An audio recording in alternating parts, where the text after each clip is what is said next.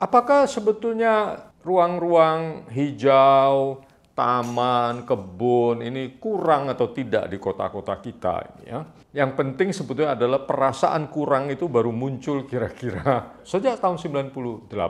Ternyata nasib kota itu ada di tangan kita gitu. Bukan lagi sebelumnya kita nggak tahu apa-apa tentang bagaimana kota kita dibentuk.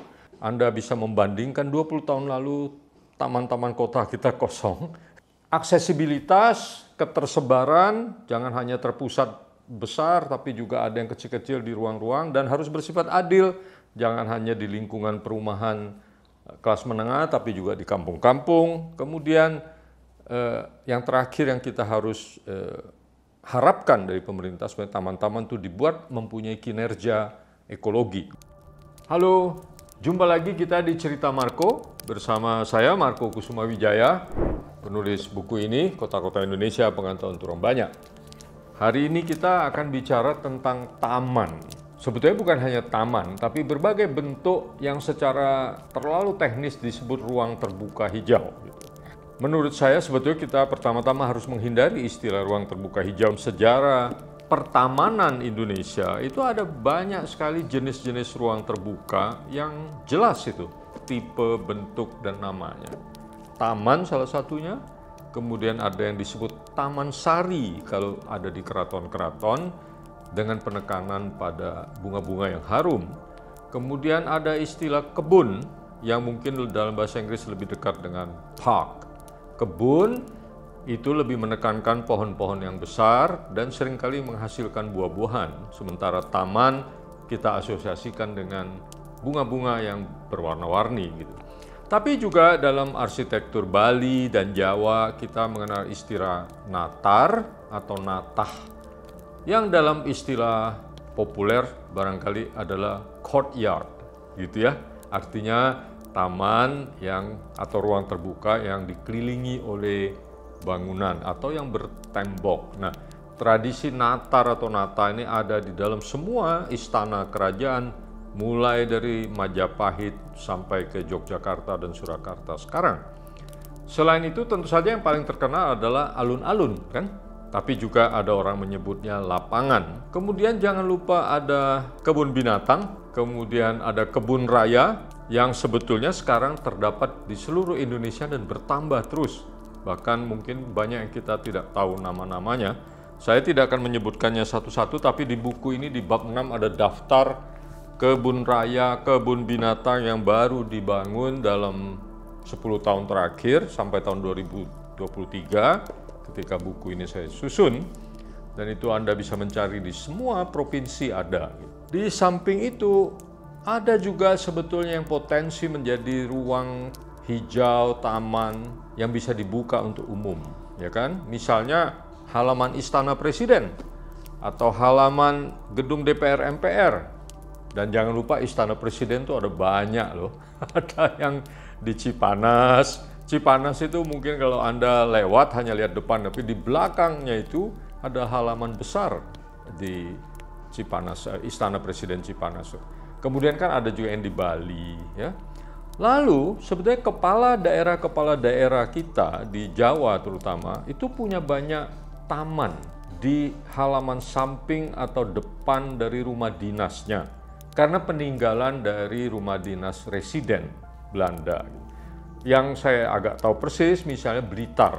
Di Blitar itu sekarang ada namanya Bonrejo, singkatan dari Kebon Raja. Itu sebetulnya dulu adalah halaman rumah residen, tapi sekarang terbuka untuk umum. Di Pangkal Pinang ada taman juga di sebelah baratnya rumah dinas. Dulu rumah dinas wali kota, tapi sekarang rumah dinas gubernur itu ada taman juga. Nah, kemungkinan di kota-kota lain banyak sekali masih taman-taman yang kita belum buka untuk umum. Kita itu artinya pemerintah, jadi maksudnya justru kita rakyat harus menuntut itu supaya terbuka. Nah pertanyaannya, apakah sebetulnya ruang-ruang hijau, taman, kebun ini kurang atau tidak di kota-kota kita ini ya?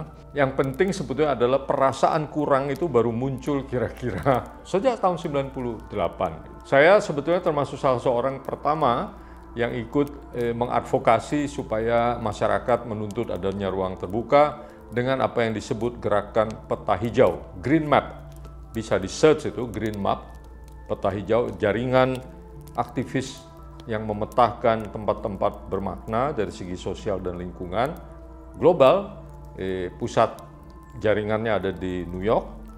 Kami mulai tahun 2000. Nah, yang kami lihat sebetulnya aspirasi itu memang muncul bersamaan dengan tentu saja kemerdekaan kita sesudah 98 itu, yang mudah-mudahan sekarang tidak berkurang gitu. Ketika kita merasa ternyata nasib kota itu ada di tangan kita gitu. Bukan lagi sebelumnya kita nggak tahu apa-apa tentang bagaimana kota kita dibentuk. Tahun 98 orang mulai merasa, kita nih ikut menentukan nih bentuk kota kita dan seperti apa kota kita, dan termasuk di dalamnya ruang terbuka.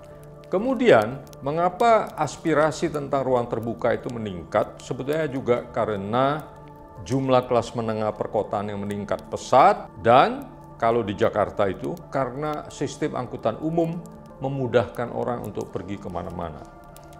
Kalau Anda berumur cukup, Anda bisa membandingkan 20 tahun lalu taman-taman kota kita kosong karena atau hanya dipakai oleh penduduk sekitar gitu ya. Misalnya Taman Suropati dipakai orang Menteng saja, Taman Tebet dipakai orang Tebet saja, tapi sekarang Taman Tebet menjadi populer sekali. Begitu juga semua taman di Jakarta dikunjungi oleh semua orang dari berbagai-bagai tempat lain, termasuk mungkin dari luar kota gitu. Nah, teman-teman, apakah cukup atau tidak? Undang-undang kita itu memang mengharapkan ada yang disebut ruang terbuka hijau 30% untuk setiap daerah. Cuman begini, sebetulnya saya terus terang saya tidak bisa membuktikan atau punya angka bagaimana menghitung 30% itu ya. Karena di situ juga ada hal-hal yang kontroversial. Misalnya halaman rumah orang, apakah dihitung sebagai bagian dari 30% itu? Misalnya tepian sungai, apakah itu dihitung gitu ya? Ataukah yang dihitung hanyalah ruang-ruang yang betul-betul terbuka dan milik bersama? Jangan lupa banyak ruang atau lahan itu tidak dimiliki siapa-siapa kecuali oleh bangsa, juga bukan oleh pemerintah. Jadi tanah bangsa itu berbeda dengan tanah pemerintah. Tanah pemerintah adalah tanah yang sudah mempunyai sertifikat yang diperuntukkan atas nama pemerintah, gitu. Misalnya Kementerian Keuangan dan atau Sekretariat Negara dan seterusnya. Tapi yang menurut saya lebih penting, ada beberapa hal lain lagi tentang ruang terbuka atau taman itu. Satu, ketersebarannya gitu. Apakah taman itu ada di lingkungan permukiman atau ada di pusat kota seperti lapangan Monas gitu ya, yang orang datang dari mana saja gitu, atau yang di tengah-tengah misalnya di pusat-pusat kecamatan atau pusat-pusat kelurahan gitu. Nah, perbincangan ini sebenarnya sudah mulai saya pikir itu sudah dimulai di tahun 2000-an itu, ketika bahkan ada gagasan untuk membuat ruang-ruang terbuka di kampung-kampung. Itu dimulai oleh Gubernur Fauzi Bowo sebetulnya. Tapi memang kemudian pembangunan taman-taman menjadi lebih gencar kira-kira di pertengahan tahun 2000-an. Dan ini bukan hanya di Jakarta, karena kita tahu bahkan ada wali kota yang dijuluki wali kota gila taman kan, dalam pengertian baik ya. Itu namanya Ibu Risma di Surabaya itu. Dia membangun taman-taman banyak sekali di Surabaya. Sebenarnya bukan membangun taman baru, tapi taman-taman lama yang terbengkalai dia perbaiki dan orang bisa akses. Kemudian sesudah kita tahu wali kota Ridwan Kamil juga ikut-ikutan bikin taman di Bandung gitu. Sebetulnya mengapa taman menjadi salah satu topik favorit dari wali kota, selain memang karena ada tuntutan dari masyarakat, tapi juga karena anggaran kota-kota biasanya memungkinkan untuk itu. Tapi sayangnya di banyak kota, taman itu tidak dilengkapi dengan akses atau pencapaian yang mudah karena tidak membangun sistem angkutan umum. Hanya di Jakarta, sistem angkutan umum memungkinkan orang mengunjungi taman di seluruh Jakarta dari mana saja dengan angkutan umum. Nah, hal lain yang penting dari tadi kita bicara ketersebaran, kemudian ketercapaian, aksesibilitas ya.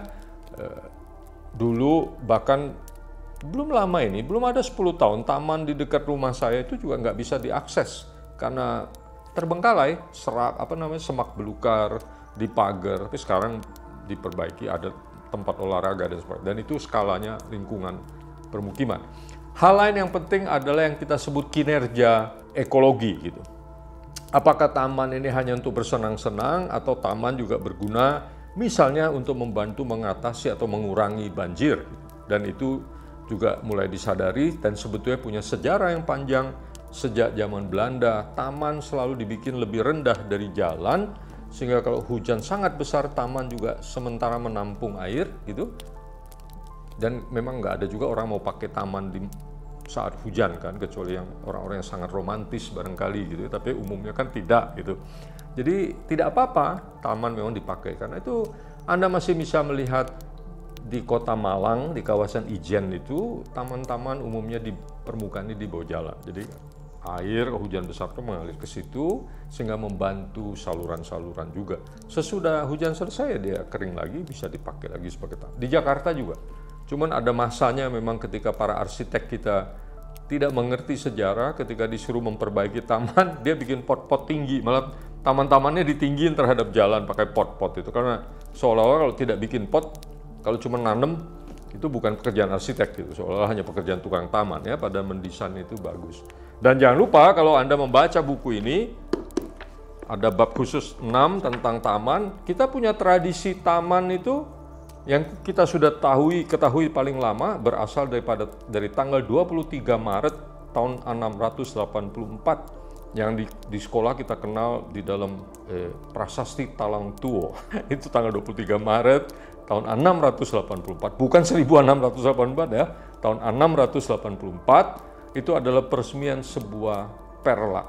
Perlak bahasa Melayu masih ada di kamus bahasa Indonesia, artinya kebun, karena di situ disebut di prasastinya ini dibuat supaya orang yang singgah atau orang yang lewat dapat memperoleh makan minum gratis. Artinya ada buah, ada air, dan di situ diceritakan ada kolam, ada bendungan, dan yang lebih penting lagi prasasti itu juga menyebut adanya kebun-kebun serupa yang sudah dibangun sang raja, Raja Sriwijaya waktu itu di Palembang, sudah dibangun beberapa di tempat-tempat lain, jadi sudah menjadi kebiasaan.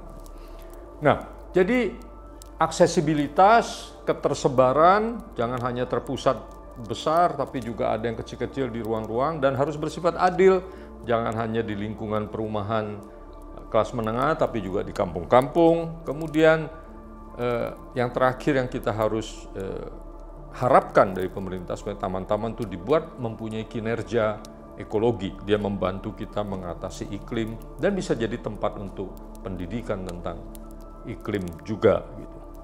Teman-teman, sekian tentang taman, kebun, alun-alun, lapangan, nata, telajakan. Di Bali ada telajakan juga yang di pinggir jalan. Untuk episode cerita Marco kali ini, sampai jumpa di episode berikut. Jangan lupa like atau dislike, nggak ada tapi kolom dislike ya.